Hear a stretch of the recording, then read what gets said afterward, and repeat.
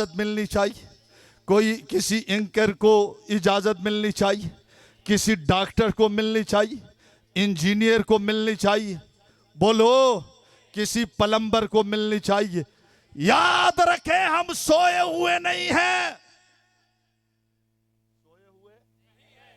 सोए हुए कोई यूं न समझे कि हम सो गए हैं, कोई यूं भी न समझे हम थक चुके हैं,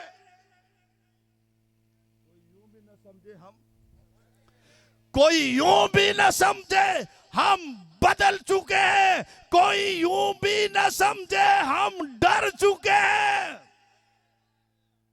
खुदा की कसम डरे भी नहीं है, थके भी नहीं है, मिशन को छोड़ भी नहीं बैठे।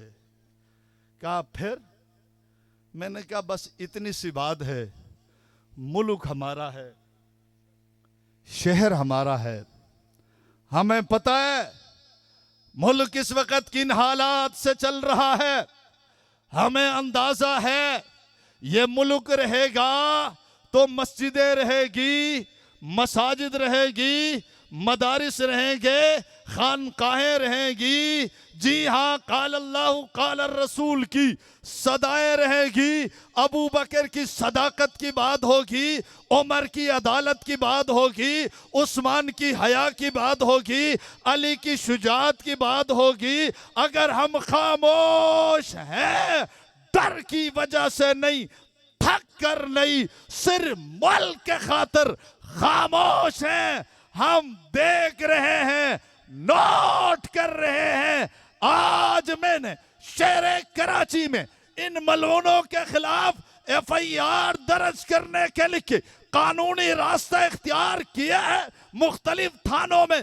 इस वक्त भी मेरे कारकुन जिम्मेदारान बैठे हैं। मैं एक मर्तबा फिर हुक्मरानों से कहता हूँ, इदारों से कहता हूँ, इंतजामियों से कहता हूँ, खुदारा होश के नाखून ले, हम कानून का दरवाजा खटखटा रहे हैं।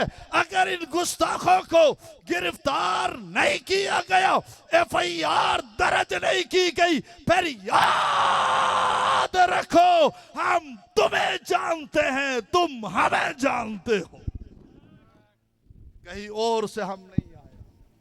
फिर एहतिजाज होगा, फिर धरने होंगे, फिर मुजाहिरे होंगे, फिर रोड बंद किए जाएंगे।